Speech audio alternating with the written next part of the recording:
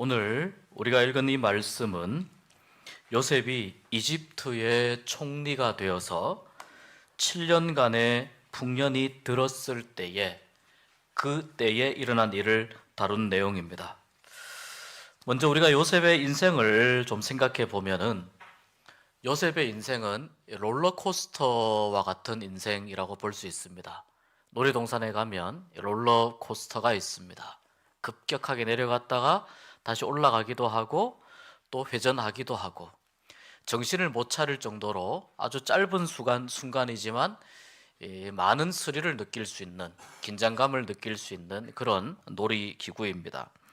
요셉의 인생이 그랬습니다. 롤러코스터와 같이 오르락 내리락 하는 그런 인생이었습니다. 요셉은 아버지에게 사랑받는 자유인이고 또 일종의 엄친아였다고 볼 수 있습니다. 너무나도 애지중지하는 그런 아버지의 아들이었습니다. 그런 아들이었다가 어느 순간 갑자기 이 요셉이 노예의 신분으로 전락하게 됩니다. 노예가 된 것만 해도 억울해 죽겠는데 조금 더 시간이 지나서 본인이 잘못하지도 않았는데 죄수가 되어버립니다.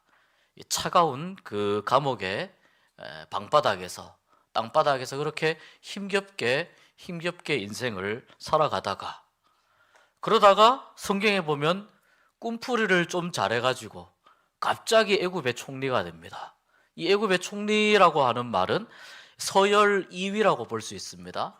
이 파라오가 자기의 반지를 뺏어 주면서 네가 이 나라의 모든 행정 업무를 다 다스리고 책임지도록 하라고 모든 권한을 부여했기 때문에 애굽의 총리가 되는 이 서열 2위에 어마어마한 권력을 거머쥐는 그야말로 롤러코스터와 같은 그런 인생이었다고 볼 수 있습니다.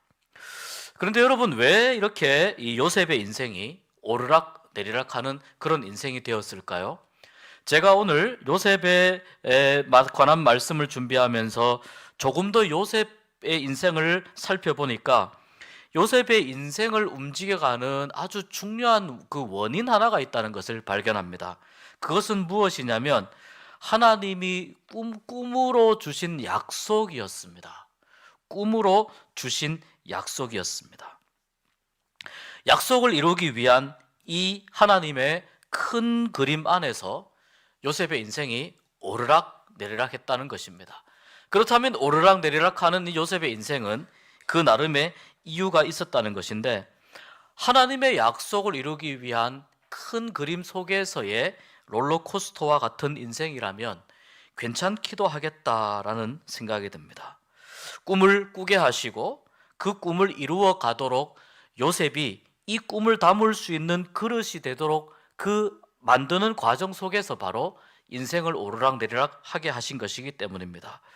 제가 좋아하는 문장 하나가 있습니다. 큰 그릇은 오래 빚는다라는 문장입니다. 큰 그릇은 오래 빚는다. 조그만한 간장 종지 같은 경우는 금방 만들 수 있습니다. 우리 가까이에도 이 옹기를 만드는 그런 이제 만드는 마을이 있는데, 큰 그릇을 만들 때에는 아무래도 시간이 더 들어가고 정성이 더 들어가고 신경을 더 쓰게 됩니다. 큰 그릇은 여러분 오래 빚습니다. 비록 노예의 신분이고 죄인의 신분이었지만 이 고난 속에서 하나님은 요셉의 성품과 인생을 조금씩 다듬어 가셨습니다. 그를 큰 그릇으로 빚어 가셨다는 것입니다. 어느 정도의 큰 그릇이냐고요? 이집트라고 하는 나라를 담을 만큼의 큰 그릇으로 빚어 가신 겁니다.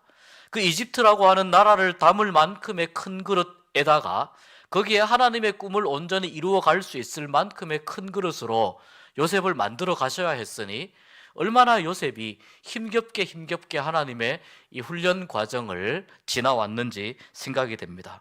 그 중에 한 대목이 바로 요셉이 죄수로 있을 때입니다. 몇 년 동안 죄수로 감옥에서 지내게 됩니다.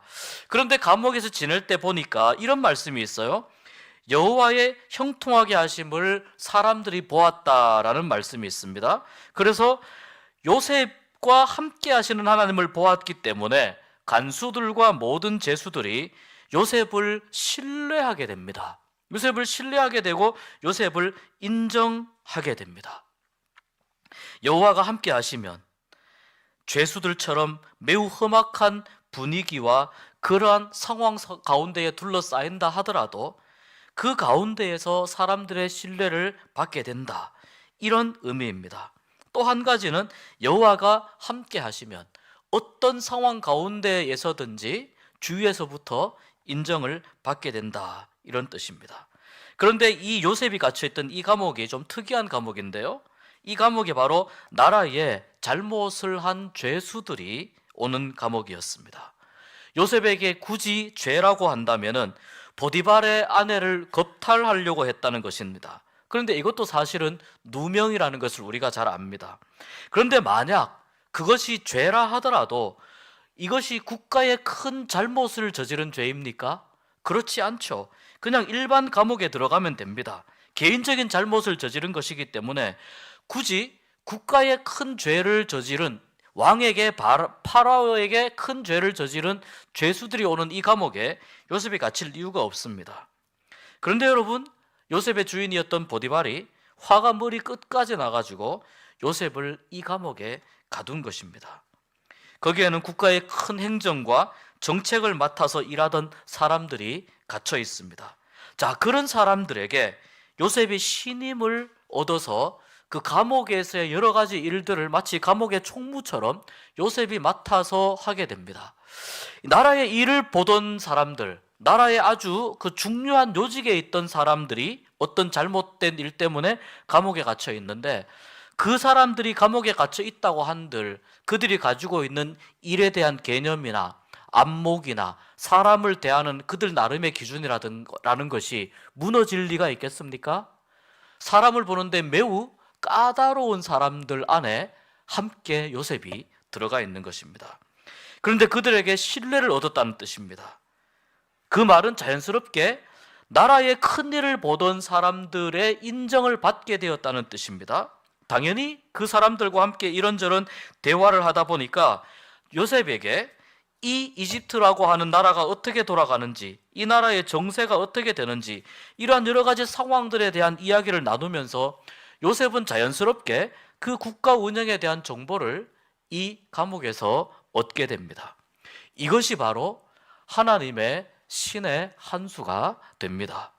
요셉이 여러분 아무리 정직하고 아무리 똑똑하고 아무리 꿈을 잘 해몽한다 하여도 이 애굽이라고 하는 고대의 대제국이 어떻게 움직여가는지 그 원리를 알지 못한다면 겨우 바로의 꿈을 해석했다라고 하는 그 이유 때문에 바로가 아무 이유 없이 요셉을 총리에 앉히겠습니까? 그럴 리는 죽었다 깨어나도 없습니다. 그런데 이 이집트 왕 바로가 자기가 꾸었던 그 꿈이 어떤 의미인지 해석을 못하고 있는데 요셉이 이 꿈의 의미를 해석을 해줍니다. 뿐만 아니라 그 꿈을 해몽한 요셉과 몇 마디를 나누어 보니까 신기하게도 요셉이 국가 정책에 매우 깊은 식견을 가지고 있어요. 7년 풍년과 7년 종년이라고 하는 이 국가적인 위기를 어떻게 극복할 것인지에 대한 대책도 나름 치밀한 계획도 가지고 있음을 보게 됩니다. 그래서 요셉을 총리에 임명하는 것입니다. 더더군다나 요셉과 함께 있었던 술 맡은 관원이 요셉에게 꿈 해몽을 받은 이후에 바로 복직되어서 다시 자기의 일로 돌아갔습니다. 이 왕의 술 맡은 관원이라고 말하면 왕의 최측근 중에 최측근입니다. 왕의 음식을 담당하는 사람이기 때문에 가장 요직에 있는 사람입니다. 그러니까 왕 옆에서 이런저런 정보도 제공하고 이런저런 조언도 할 수 있는 그런 자리입니다. 이 술 맡은 관원으로부터 바로는 요셉의 영민함과 일을 잘 처리하는 능력에 대해서 듣습니다. 또한 감옥에서 알아보니까 감옥의 간수들마다 요셉을 칭찬합니다. 다양한 감옥에 있는 사람들을 통해서 요셉에 대한 정보를 바로가 확인했을 겁니다. 아무리 파라오가 어리석은 왕이라 하더라도 명색이 이집트라고 하는 대제국의 이 나라의 왕입니다. 최고의 수장입니다. 사람을 허투루 볼 수 있는 그런 자리에 있는 사람이 아닙니다. 그런데 이 바로가 보니까 이 이집트에 있는 수많은 지혜로운 사람들보다 요셉이 훨씬 더 이집트의 정세를 정확하게 파악을 하고 있고 국가가 움직여가는 원리를 정확하게 파악하고 있을 뿐만 아니라 앞으로 다가올 7년 풍년과 7년 중년이라고 하는 이 엄청난 국가적 위기를 타개해 갈 만큼의 그런 아이디어와 추진력을 가지고 있음을 확인하게 됩니다. 그렇지 않고서야 죄수를 총리의 자리에 앉힐 리가 없는 것이죠. 그래서 요셉을 총리에 임명한 것입니다. 그러니까 요셉이 이 감옥에 들어가게 된 것은 어떤 의미에서 보면 하나님의 신의 한 수였습니다. 하나님은 그런 의미에서 보면 요셉이 노예로 살고 있을 때, 죄수의 신분으로 살 때 그의 인생이 낭비되게 만들지 않으셨습니다. 그 시간 속에서도 오히려 요셉을 큰 그릇으로 빚어가기 위해서 준비하셨다는 것을 알게 됩니다. 가끔 우리는 이런 생각을 합니다. 우리의 인생에서, 나의 인생에서 지금 내가 서 있는 이 시간은 혹시 내 인생에서 낭비하는 시간은 아닌가? 이 시간은 소모적인 시간은 아닌가? 이 일은 나에게 너무 고통스러운 일이 아닌가? 내 인생이 지금 너무 주저앉고 있고 곤두박질 치고 있고 내 인생이 지금 무너지고 있는 것은 아닌가 생각될 때가 있습니다.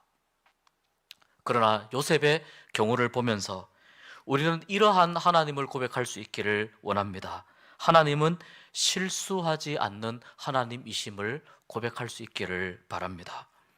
요셉의 인생에서 꼭 필요한 일이었기 때문에 그 과정을 경험하게 하신 하나님이시라면 결코 우리의 인생에서도 사람의 눈으로 볼 때에는 손해보는 일이라고 생각될 수도 있고 시간 낭비가 되는 일이라고 생각될 수 있지만 그러한 손해보고 낭비되는 일이나 그러한 시간을 만난다고 생각이 된다 하더라도 거기에는 반드시 하나님의 더 크신 계획과 섭리가 있기 때문입니다. 왜냐하면 하나님은 실수하지 않으시기 때문입니다.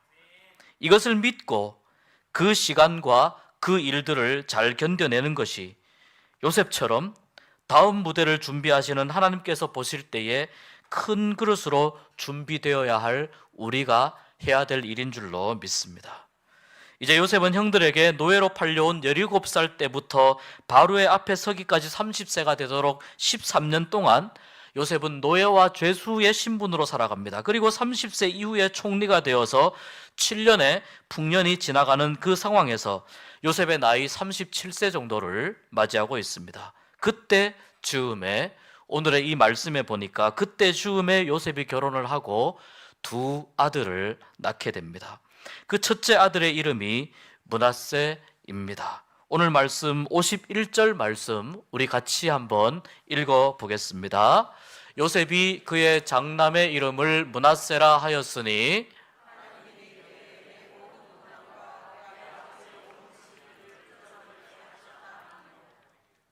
요셉이 이 므낫세 이름을 지어놓고 모든 일들을 잊어버리게 하셨다라고 고백을 합니다. 므낫세의 이름의 뜻이 그래서 잊어버림입니다. 요셉이 잊어버리고 싶었던 많은 순간들이 어떤 것이었을까요?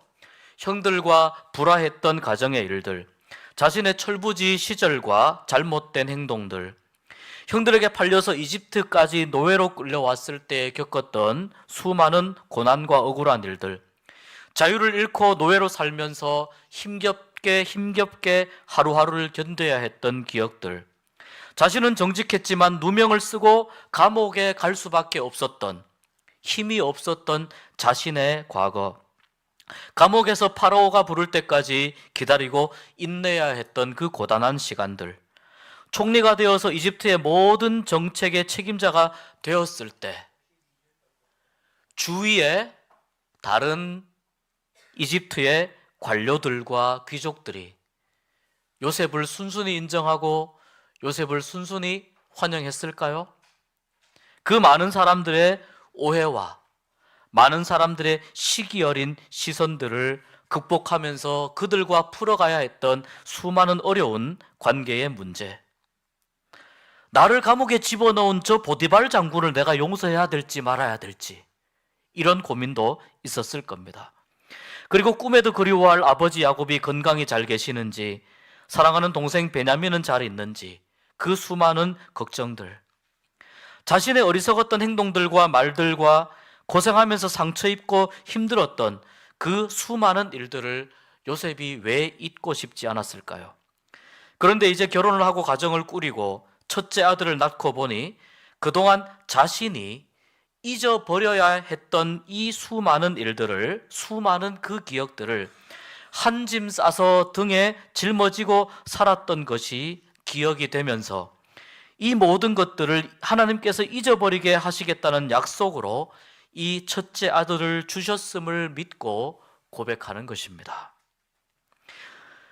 그래서 이 므낫세라고 하는 첫째 아들은 요셉이 겪었던 고난과 어려움과 힘든 모든 시간들을 하나님께서 이제는 다 잊게 하셨다. 이제는 지난 시간 속으로 흘려보낼 수 있도록 나를 넉넉하게 하시고 회복시키셨다라는 고백이 있습니다. 지난 한 해 동안 살아오면서 우리는 좋은 일들도 있었지만 힘들고 어려운 순간들도 많았습니다. 우리 모두의 삶에도 그러했을 것입니다. 이 시간 오늘 송구 영신 예배를 드리면서 지금 2023년이 1분 남았는데요, 잊어버릴 것을 잊어버리는 므낫세의 은혜가 임하기를 축복합니다. 한 해를 잘 정리하고 잊어버릴 것을 잊어버리고 새해를 맞이하는 것이 얼마나 큰 은혜인지 우리가 이 시간 다시 한번 생각하고 깨닫게 될 수 있기를 축복합니다. 요셉이 낳은 두 번째 아들의 이름이 에브라임입니다. 에브라임은 52절 말씀에 같이 한번 읽어볼까요? 차남의 이름을 에브라임이라 하였으니.